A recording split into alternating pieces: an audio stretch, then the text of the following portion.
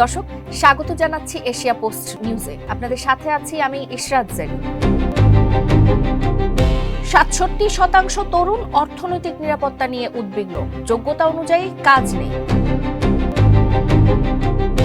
পৌরসভার truck ambulance বিক্রি করে দিয়েছেন চালক, ৪০ লাখে কিনেছেন জমি। মধ্যপ্রাচ্যের যুদ্ধে অস্থির তেলের বাজার, কি পদক্ষেপ নিচ্ছে সরকার? একসঙ্গে ৩ বোনের জন্ম, একসঙ্গে পেল ট্যালেন্ট পুলে বৃত্তি। এতক্ষণ শুনছিলেন সংবাদ শিরোনাম, এবারে বিস্তারিত।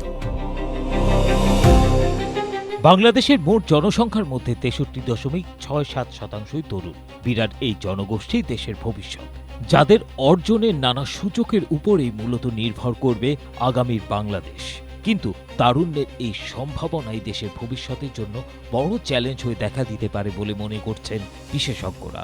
তারা জানান, দীর্ঘমেয়াদী পরিকল্পনা করার মতো দক্ষতা বা সক্ষমতা আমাদের দেশের নীতি নির্ধারকদের নেই, যার খেসারত দিতে হচ্ছে নতুনদের। নেই সেই অর্থে কোনো পূর্ব পরিকল্পনাও। সম্প্রতি life choices and futures demographic future survey শীর্ষক বৈশ্বিক জরিপ প্রতিবেদন প্রকাশ করেছে জাতিসংঘ জনসংখ্যা তহবিল।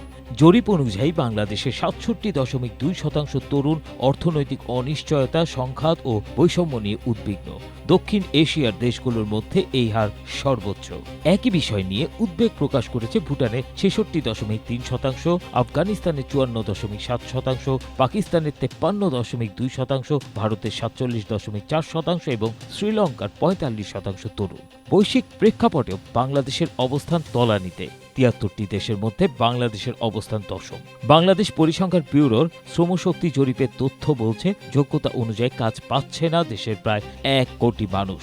একই সঙ্গে শিক্ষিত বেকারের সংখ্যা বাড়ছে উদ্বেগজনক হারে। দৈনিক বণিক বার্তার এক প্রতিবেদন থেকে এইসব তথ্য পাওয়া যায়। রহস্যজনকভাবে উধাও পৌরসভার ২ কোটি টাকার ৫টি সরকারি যানবাহন, যার মধ্যে রয়েছে 4টি ডাম্প ট্রাক, একটি অ্যাম্বুলেন্স। অথচ এটি পৌরসভার একমাত্র অ্যাম্বুলেন্স। আর এই অনিয়মের অভিযোগ পৌরসভার চালকের বিরুদ্ধে। শুধু তাই নয়, ভুয়া বিল ভাউচার দিয়ে লাখ লাখ টাকা হাতিয়ে নেওয়ার অভিযোগও রয়েছে তার বিরুদ্ধে।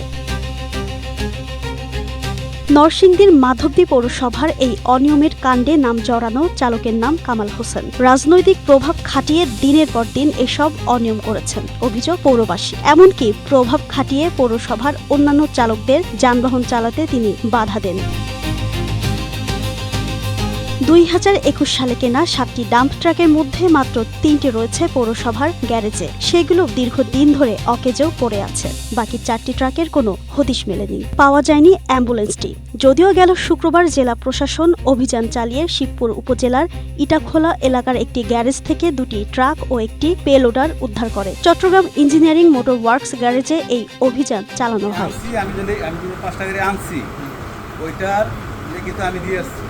ওনারা আমাকে দেয় নাই। আমাকে প্রথমত টাকা দেওয়ার, আমার সাথে ৮ লাখ টাকা কোম্পানি, প্রথমত টাকা দেওয়ার কথা ছিল আমাকে 4 লাখ, উনি আমাকে প্রথমত টাকা দেয় 2 লাখ। পৌরসভার এক সাবেক চালক জানান, আওয়ামী লীগের 17 বছরে কামাল নিজেকে পৌরসভার মেয়রের ঘনিষ্ঠ হিসেবে দাপট দেখে লাখ লাখ টাকা হাতিয়ে নিয়েছেন।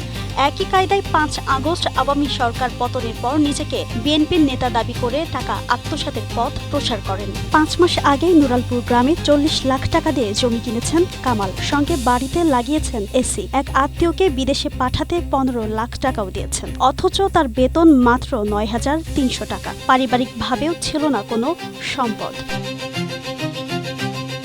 এখন প্রশ্ন, একজন চালক নিজের নামে পৌরসভা থেকে চেক বা বিল তুলতে পারে কিনা, আর এই বিষয়ে প্রশাসনের ভূমিকা কি? এটা আসলে খুবই অ্যালার্মিং যে একটা সরকারি সম্পত্তি এভাবে বেহাত হয়ে যাবে বা কেউ ব্যক্তি স্বার্থে সেটাকে নিয়ে যাবে। সেই নজরে আসার পরে তাৎক্ষণিক একটি তদন্ত কমিটি গঠন করি। তদন্ত কমিটিকে আমরা 2 সপ্তাহের সময় দিয়েছি।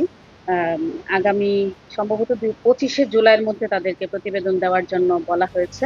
তদন্ত শুরু হওয়ার পর থেকেই ধরাছোঁয়ার বাইরে কামাল হোসেন। সহযোগী মোস্তফা সহ সম্পৃক্তদের হদিশ নেই। অভিযোগের বিষয়ে পাওয়া যায়নি বক্তব্য। তবে সরকারি সম্পদ আত্মসাতের প্রমাণ মিললে পৌরবাসী চান তার বিচার হোক। Desk report, Asia post. মধ্যপ্রাচ্যে আবারও যুদ্ধ শুরু হয়েছে। হরমুজ প্রণালী বন্ধ করে দেয়া হয়েছে, ফলে জ্বালানি তেলের দাম আবার বেড়ে গেছে আন্তর্জাতিক বাজারে। প্রতি ব্যারেল তেল $72 থেকে $87 হয়ে গেছে।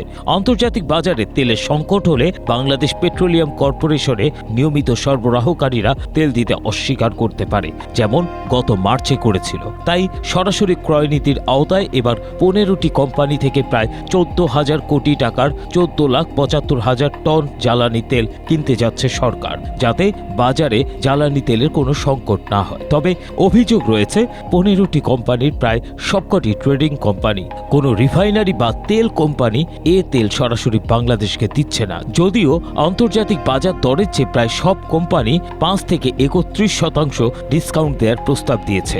দৈনিক যুগান্তরের এক প্রতিবেদন থেকে এসব তথ্য পাওয়া যায়। তাবিয়া রহমান, তাহিয়া রহমান ও তাকিয়া রহমান 3 বোনের জন্ম একসঙ্গে, বেড়ে ওঠাও একসঙ্গে, পড়াশোনাও একসঙ্গে, আবার একসঙ্গে প্রাথমিক বৃত্তি পরীক্ষায় অংশ নেয় তারা। পরীক্ষায় সাফল্য অর্জন করেছে তারা। 3 বোনই ট্যালেন্ট পুলে পেয়েছে বৃত্তি। ছোটবেলা থেকেই 3 বোন ছিল মেধাবী, শান্তশিষ্ট ও শৃঙ্খলাপরায়ণ। নিয়মিত অধ্যয়ন, শিক্ষকদের পরামর্শ মেনে চলা এবং শেখার প্রবল আগ্রহই তাদের এই সাফল্যের পেছনের মূল শক্তি। বর্তমানে তাহিয়া ও তাকিয়া একই বিদ্যালয়ে 6ষ্ঠ শ্রেণীতে পড়লেও তাবিয়া অন্য আরেকটি স্কুলে অধ্যয়ন করছেন। 3 বোনের মধ্যে 2 বোন বড় হয়ে চিকিৎসক হতে চায়, তবে আরেক বোন হতে চায় ব্যবসায়ী। আমার মা বাবা আমাকে অনেক উৎসাহ দিয়েছিল, আমার স্কুলের শিক্ষকরাও আমাকে অনেক সহযোগিতা করেছে।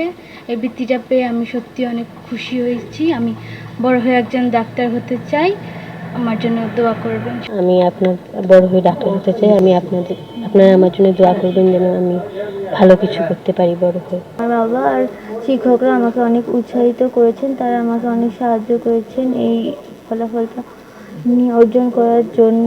আমি বড় একজন বিজনেসম্যান হতে চাই। কুড়িগ্রাম জেলা জজ আদালতের আইনজীবী তারিকুর রহমান তারিক ও গৃহিণী শাহিনা আক্তার দম্পতির ঘরে একসঙ্গে জন্ম 3 জনের। তারিকুল জানান, মেয়েদের এই সাফল্যে শিক্ষকরা অক্লান্ত পরিশ্রম করেছেন, তবে সবচেয়ে অবদান স্ত্রী শাহিনা আক্তারের।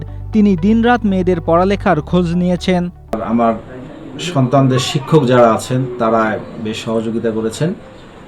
বিশেষ করে বলবো যে আমার মিসেস অর্থাৎ মেয়ের মা আমার সন্তানদের পিছনে যথেষ্ট সময় ব্যয় করেছেন এবং তাদের পিছনে পরিশ্রম করেছেন। তার ফলস্বরূপ মূলত আজকের এই রেজাল্ট হয়েছে। নাতনিদের সাফল্যে খুশি তাদের দাদি।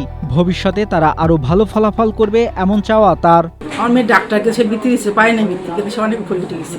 আমার ছেলেরা উঠে গেছে, কেউ বৃত্তি পায়নি, সবাই উঠে গেছে। আমি খুবই খুশি, আমার ছেলে মেয়েরা সবাই খুশি।